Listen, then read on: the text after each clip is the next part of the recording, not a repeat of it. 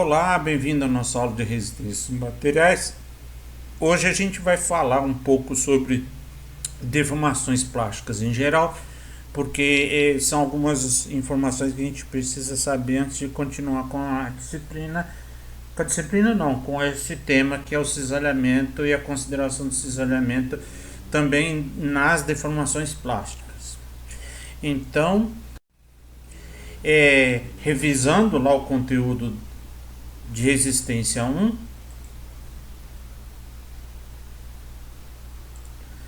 a gente entende que a plastificação ela começa a ocorrer a partir do momento em que o material para de se comportar dentro da lei de Hooke, né? Então, enquanto ele tem uma deformação elástica, ele está dentro do comportamento da lei de Hooke, seja para tração, seja para compressão, né? Mas a partir do momento os materiais deixam de obedecer a lei de Hooke para entrar no regime plástico. Então, por isso que são materiais elastoplásticos. Ácidos estruturais são exemplos desses materiais em que a gente tem pontos de escoamento bem definidos, né? Regiões de escoamento, né? Então, vamos fazer aqui uma pequena revisão. Hoje é uma aulazinha mais ou menos de revisão, mas com alguns contextos mais recentes, né? Então eu tenho uma viga em balanço, né? Quer dizer, ela é engastada de um lado e livre do outro. Eu tenho um carregamento, uma carga concentrada P na extremidade livre, né? E que ele causa um momento, seja na viga inteira, mas o momento máximo ocorre no engastamento. A gente calcula facilmente por essa formulinha. Então o momento máximo é a carga P vezes o comprimento dela. E desde que este momento na extremidade engastada não ultrapasse o momento o momento elástico, né? Não ultrapassando o momento elástico, as tensões normais que existem nunca excederão a tensão de escoamento, certo?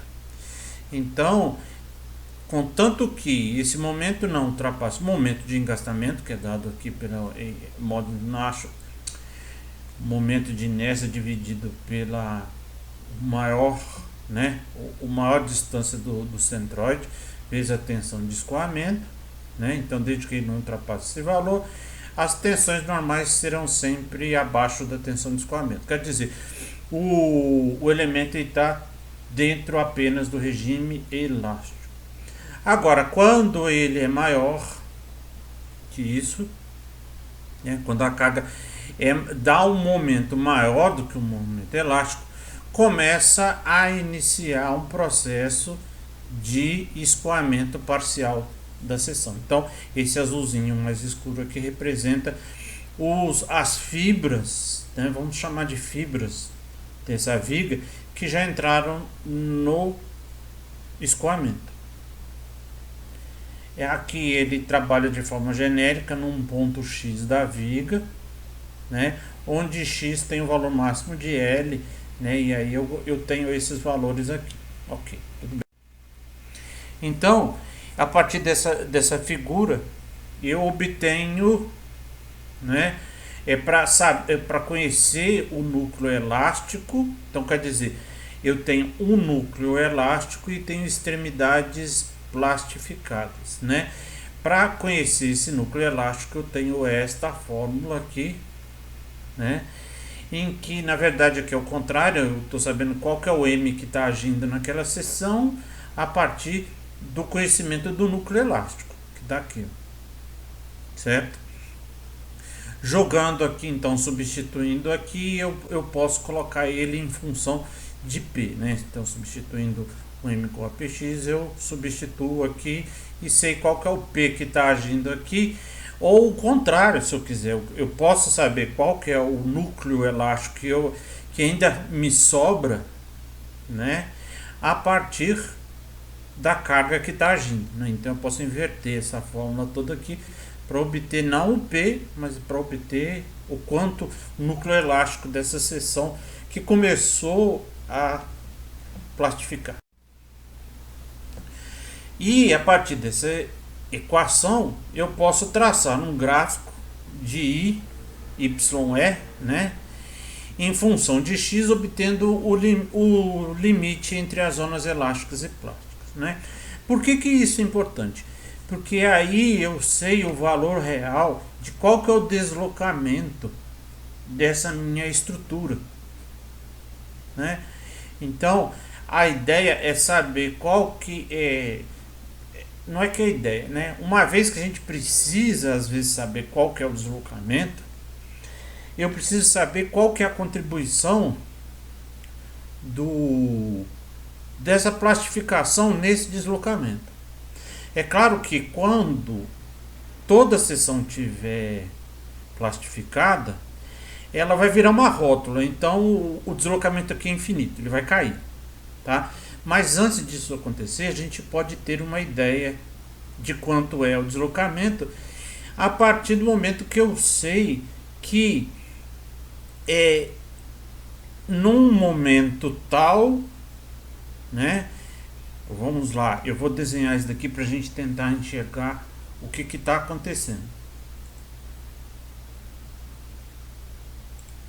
Então, eu vou analisar. Essa é a minha viga. Eu vou fazer um diagrama, considerando que eu tenho uma carga na extremidade. Essa é a minha viga aqui, tá? Ela é engastada aqui. Então, eu vou fazer o diagrama de momento, né? Simples, certo? Simples, é isso. Esse é o momento que é P vezes L, né? Para iniciar, então esta região aqui, opa, cadê o meu mouse aqui? Ah, tá lá em cima. Aqui, nesta seção, indica que ele chegou neste limite que é o M. O desenho difícil de fazer. ME. Aqui é o ME, né? Esse é o nível do ME. Então quer dizer, rapaz, aqui este trecho aqui, daqui para frente, ou daqui para frente, vou mudar, deu ponteiro aqui. Então, daqui para frente não existe plastificação. Por quê? Porque o nível de momento não é suficiente para chegar no momento elástico máximo, né? Ele está sempre abaixo desse valor. É a partir daqui que a peça vai começar a entrar em plastificação. Então, a partir desta seção aqui, que eu marquei aqui, para cá ele inicia aqui, né? Então, se eu pegar uma outra seção, vamos lá.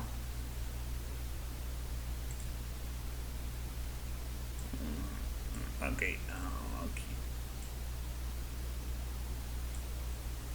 Nesta seção, que seria talvez aqui,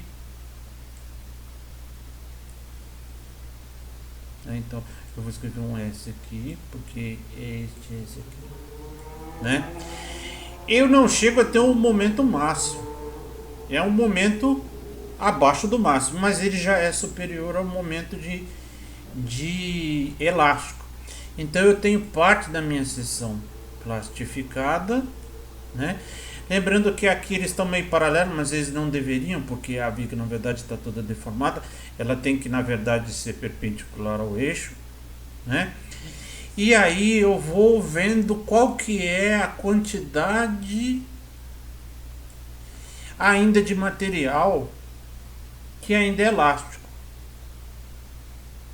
Então, ao invés de eu estar calculando, se vocês até já sabem, né?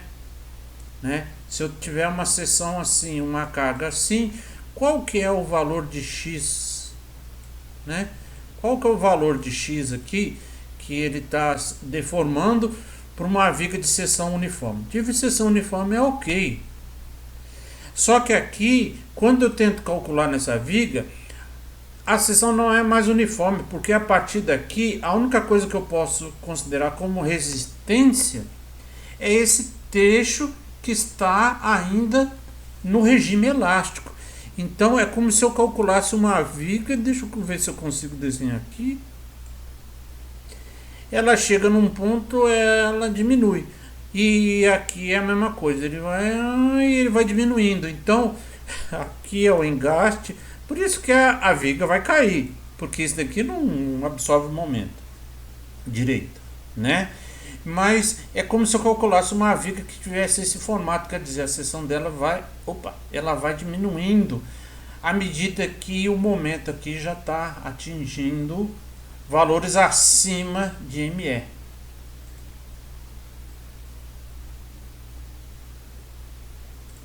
Certo? Né? Acho que chega acima de valor de ME, então somente parte dele é elástico e eu vou ter que calcular, então, né, para valores menores do que o momento elástico, a parábola ela vai interceptar a linha, então o objetivo é encontrar esta parábola, a equação da parábola que ele vai formar, né? E que é dependente ali do MP. Então foi o que eu falei, né? Para o carregamento ali em torno de 3 meios de ME, né, no momento elástico. Quando o MP é atingido, temos pela equação que o valor de E é zero. Aqui, ó, YE, né? Rotação, tá? Rotação não. O deslocamento é zero, porque ele está engastado. Desculpe. Aonde x é igual a L, né? Então esse é o raciocínio matemático para achar essa equação, né? Então, pegando aquelas considerações, né, que o deslocamento é função do módulo elástico vezes a rotação, parará, derivada integral, né? E que P a partir do momento plástico dividido por L é a maior força que a viga suporta, né? A gente vai tentando analisar. Essa daqui é uma determinação para verificar que dentro do aonde eu estou no comportamento plástico eu já não tenho força H, né? Eu já não tenho mais força H atuando ali, né? Então eu vou ter que sempre ir avaliando essa redução. Na verdade ele está tentando me dar uma equação aqui nessa busca aqui, a busca de qual que é o valor dessa redução num determinado ponto Y, né? Que é uma distribuição parabólica, como ele diz aqui, né? E vai ser obtida nessa equação aqui, ó, que a gente já viu que ela é parabólica, né? Na verdade ela é parabólica porque a gente já viu isso daí lá na resistência dos materiais 1 a respeito da tensão de tração que está agindo ali, né, em cada fibra. E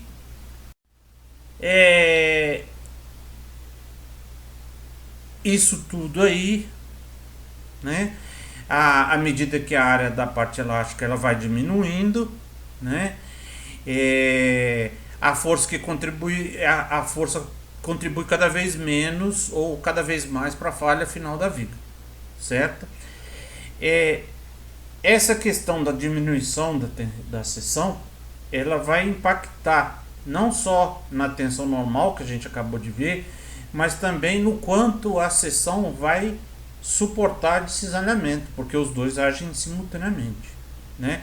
Então é imprescindível para avaliar melhor a falha, não só a avaliação da tensão de tração em cada fibra, mas também a tensão de cisalhamento, que é o que a gente vai ver na próxima aula, ok? Obrigado.